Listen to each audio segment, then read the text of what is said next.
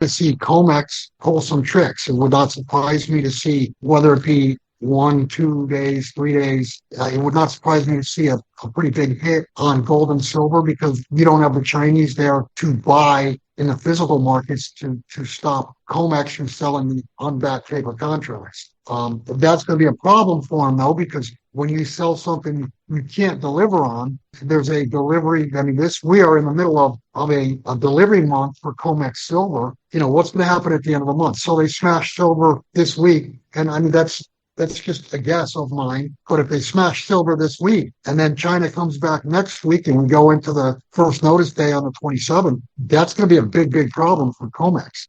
Possibly $200 or $300 silver by the middle of this year, based on the fact that there's a well-known supply and demand deficit, and it's almost 500 million ounces. Go ahead. I was just going to say the world has woken up to the fact you can't use COMEX contracts for silver applications. You can't print silver, and that's the problem. Market analyst Bill Holter has raised fresh concerns about volatility in gold and silver markets, particularly focusing on the role of the COMEX. According to Holter, temporary slowdowns in Chinese physical buying could allow heavy paper selling to pressure silver prices during key delivery months. He argues that persistent supply deficits, estimated near 500 million ounces, may eventually strain the system if large-scale physical delivery is demanded. While short-term price smashes can occur in futures markets, long-term fundamentals, such as industrial demand and limited mine supply, continue to drive debate about silver's true valuation and the sustainability of paper-backed contracts. Now, we present the clips from Bill Holter's interview. Before we continue to discuss this, please subscribe to our channel and activate the bell icon for timely updates. Thank you, and enjoy the video. In COMEX gold and silver, there's 4 out of the 12 months are primary delivery month. We had January, and also this month, February, we've had double, triple, quadruple the amount of deliveries normally made in a non-delivery month. March it's a primary delivery month. The first notice day is the 27th. First notice day is when contract holders alert the exchange that they're going to stand for delivery. They're going to hold it through the month, and they want to be delivered on their contract. So it's going to be interesting to see how many are standing the first day. There's only 103 million ounces supposedly unencumbered in the registered category for delivery. So looking at 103 million, I forget the number. It's over 400 million ounces are outstanding by contracts that are in existence today. So even if only a quarter of those stand for delivery, that's going to speak for all of the COMEX inventory that they have. Now, what happens if 200 million stand or 300 million stand? If that were to happen and the silver does not exist or doesn't just magically show up to deliver, then they will have to force majeure. There's an argument. Is force majeure a failure to deliver? Contractually, I guess no, it's not, because it is in the contract that they can force majeure. They can claim force majeure, which means something out of their control caused them not to be able to make delivery. Well, you can argue whether it's out of their control or in their control. The bottom line is people who bought COMEX contracts, if they're told, here, you got to take cash, you can't have silver, that basically shows that the COMEX silver market is a fraud. So it's going to be interesting to see what happens. How much is standing February 27th? Because that number is only going to grow throughout the month. And we've seen this for the last 2+ years now. It used to be if there was, and I'll just use the number of 100. If there was 100 contracts standing at the beginning of the month, by the end of the month, there might only be 5 or 10 contracts left standing. But for the last 2 years, pretty much every single month, there's more at the end of the month than is at the beginning of the month. So that's new. That's within the last 2 years. And like I said, what happens if we have 100 million standing the first day and there's 100 million in inventory? People are going to look at that and say, hey, I got to get in line now.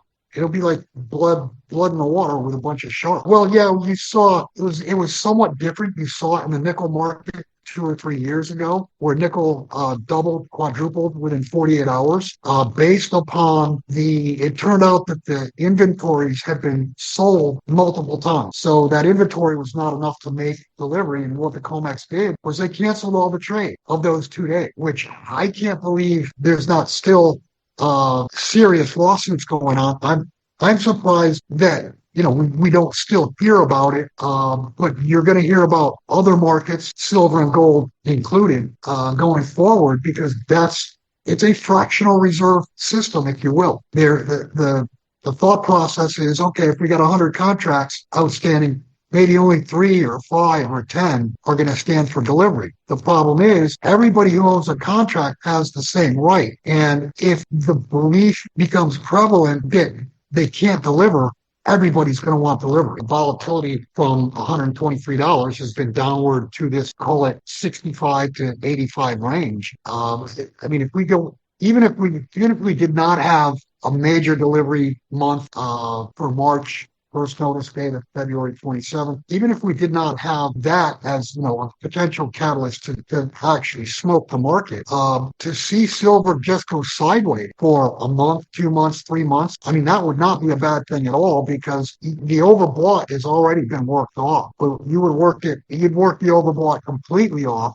and basically set up a new base for another run. And I think that Michael Oliver is absolutely correct, is that you're going to see triple digit silver, possibly $200 or $300 silver by the middle of this year, based on the fact that there's a well-known supply and demand deficit, and it's almost 500 million ounces. Go ahead. I was just going to say the world has woken up to the fact that you can't use COMEX contracts for silver applications. You can't print silver. And that's the problem. Rising tensions in the COMEX silver market are drawing renewed attention as traders focus on primary delivery months and the February 27 first notice day. With roughly 103 million ounces reportedly registered for delivery against more than 400 million ounces in open contracts, analysts warn that unusually high delivery demands could strain inventories. If large numbers stand for physical silver, questions about cash settlement or force majeure could pressure confidence in paper markets. Comparisons are being made to the London Metal Exchange nickel crisis. Supporters argue tightening supply deficits may fuel strong upside volatility ahead.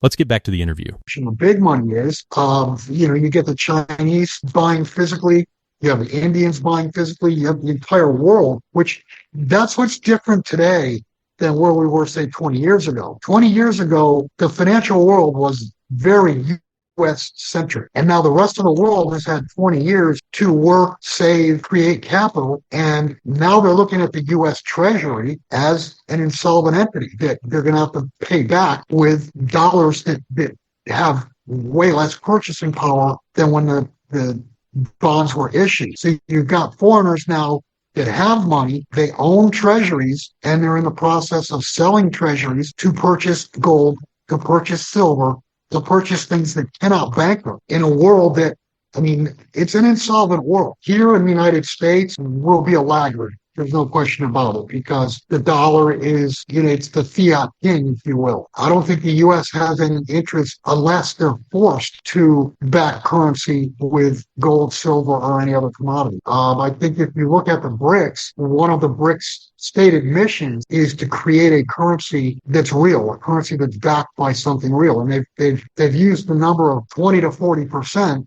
backing with gold. And then there's other commodities, silver, oil, etc. But 100%, the BRICS are moving in that direction. They've been moving in that direction for 10 plus years now. But now it's coming to fruition, and it would not surprise me within the next, 12 to 18 months to see the BRICS come out with the unit. That's the name given to this point. Who knows what the name will be? But what's going to be the reaction worldwide? What's going to happen to financial markets when there is an alternative currency backed by something real competing with all these fiat currencies worldwide? The dollar, the yen, the euro, all of those currencies are backed by nothing other than faith or confidence. Anybody who was talking about where we are now and that your lifeboat was gold and silver, we were idiots. We're complete idiots. We were shouted down, but it turns out we weren't wrong. We were only early. And in this case, early meant you could have bought $300 gold. You could have bought $4 or $5 silver. You look like an idiot doing it. You weren't an idiot, but that was the perception.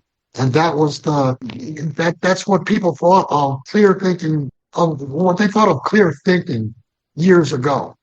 And clear thinking got shot down, time after time after time.